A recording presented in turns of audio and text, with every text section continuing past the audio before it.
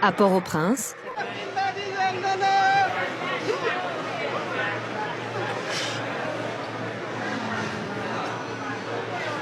c'est dur. Non mais il y a des morts partout. Et les gens ils sont pas soignés quoi. Les amis de Rendifel Koumanoye, pendant que président, ministre, sénateur, député a volé, a fait corruption, a détourné l'argent, pendant que yon bon petit sous-sous, un bon haïtien qui vraiment pas connaît qui ça veut dire être citoyen, cap défendre yo sur tout réseau social, cap jouer moun, cap menacer moun pour yo. M'pral montrer non un documentaire que me tomber sur un documentaire fait m'a regardé documentaire de l'eau saute dans j'aime et ou même m'a pas en pile m'ta mais que ou j'ai ton coup d'œil tout ou gâter documentaire ça mais surtout ou partager avec toute l'autre et vos rien yo avec toute l'autre petit sous-sous qui défend yo sur tout réseau social yo au moins y a prend conscience. Gardez vidéo ça les amis. Voire même pour nous fonctionner là-dedans. Vous êtes des héros. Parce que depuis les étudiants on a passé misère.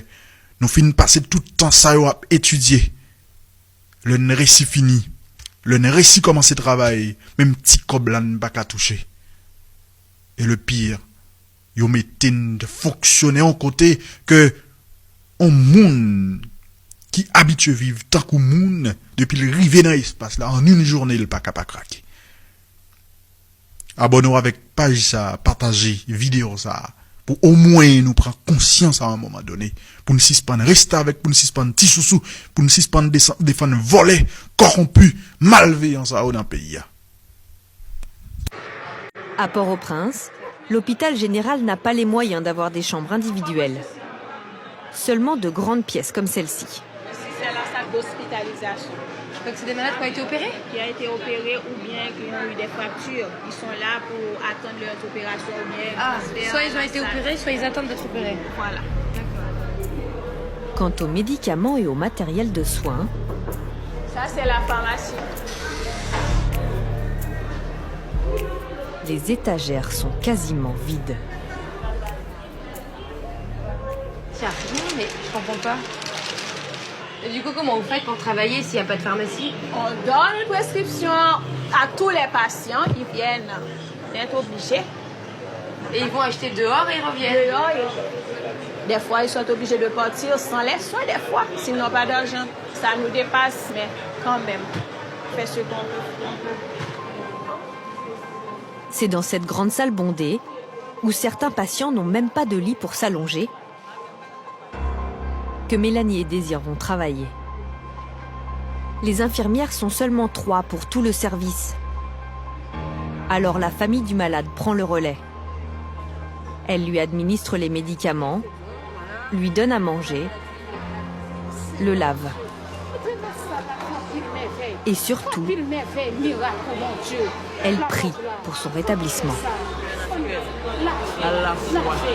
C'est pour l'opérer, c'est pour l'opérer. Ça nous aide autant. Ça apporte le confort.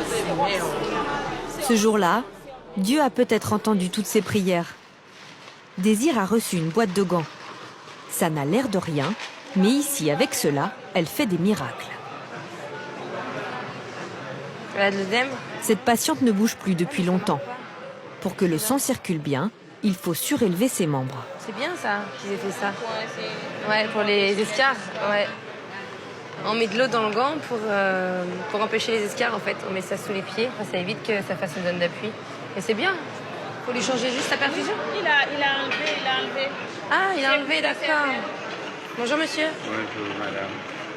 Pour piquer le bras du patient, il n'y a pas de garrot. Non, on garde la figure. Là encore, c'est système D avec un gant. Ça, c'est le garrot? Ah oui, on n'a pas de garrot. On va faire ça.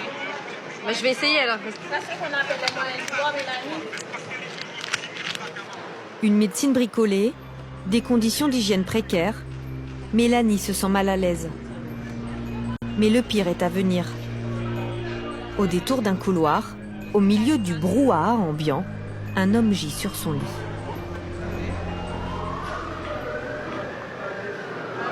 Sébastien-là, il est décédé? Non, c'est vrai? Oui. Oh merde. On le laisse comme ça là. Non, la morgue va s'en charger. Waouh. Ça me fait trop bizarre. Ça me choque. À quelques mètres de là, un autre cadavre attend aussi d'être transporté à la morgue. Ouais, moi j'ai pas l'habitude, nous on voit jamais des morts comme ça. En plein milieu avec les enfants, ils sont tous au milieu, tout le monde là, personne voit qu'ils sont morts.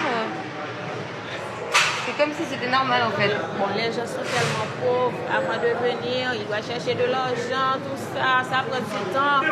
Des fois, ils sont arrivés tellement tard, ils sont restés chez eux, à la dernière minute pour venir à l'hôpital. Hein. En Haïti, l'espérance de vie n'atteint pas 62 ans.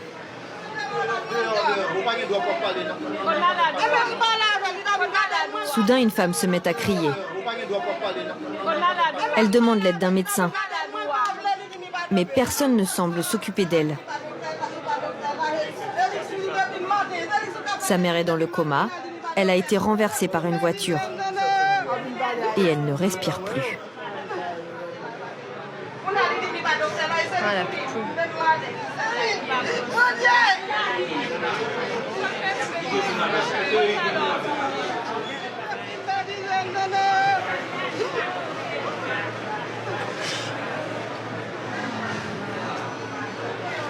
C'est dur.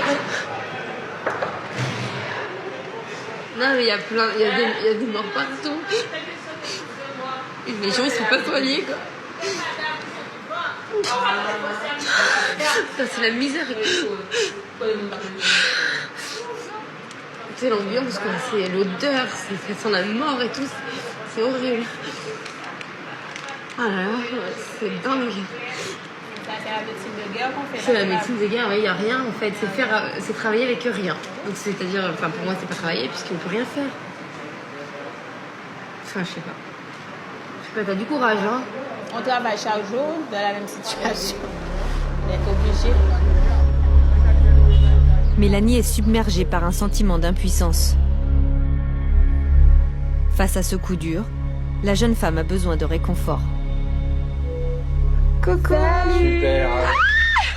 De l'autre côté de l'écran, à 7000 km de là, son père, sa mère, sa petite sœur et son neveu. Comment ça se passe? C'est horrible. On a été dans un hôpital, donc il n'y a rien. Donc du coup, on les soigne pas, c'est un mouroir. Donc ils arrivent tous et ils n'ont pas d'argent, donc on peut pas les soigner. Voilà. C'est horrible. T'arrives à prendre un peu sur toi, tu... Oui, C'est pas trop parce dur que je me sens pas utile. Enfin, tu sais, t'as pas de matériel, donc du coup, tu peux rien faire. Et donc t'as tous les gens qui te regardent, qui te tiennent, qui font s'il vous plaît, faites le pansement, s'il vous plaît, soignez mon mari, s'il vous plaît. Ils viennent te chercher, mais tu peux pas. Ils ont pas le matériel, donc tu peux pas les soigner. C'est des expériences, Tu verras plus les choses comme avant. Hein. ça c'est sûr. Bon, ça va vous? On t'attend. On a hâte que tu rentres. Ouais. Tous les jours, ils demandent elle est où, Tata Mel? Ouais. Elle va Elle est bientôt loin, revenir. Tata Mel. Bon, je vous fais d'énormes bisous. Plein de bisous, ma chérie. Gros Je bisous. vous aime fort. Mouah. Bisous, je vous aime. Bisous, mon cœur. Gros bisous. Allez, à bisous, ma bientôt. chérie, à Bon, bientôt. bon courage. Ouais, bon courage. Ça fait du bien de les voir, ouais. Ça m'a manqué. Ouais, parce que c'est dur et j'ai peur de leur dire, en fait.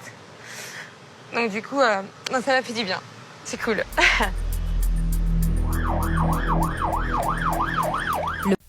L'hôpital général. En passant, m'a dit chapeau bas pour nos médecins.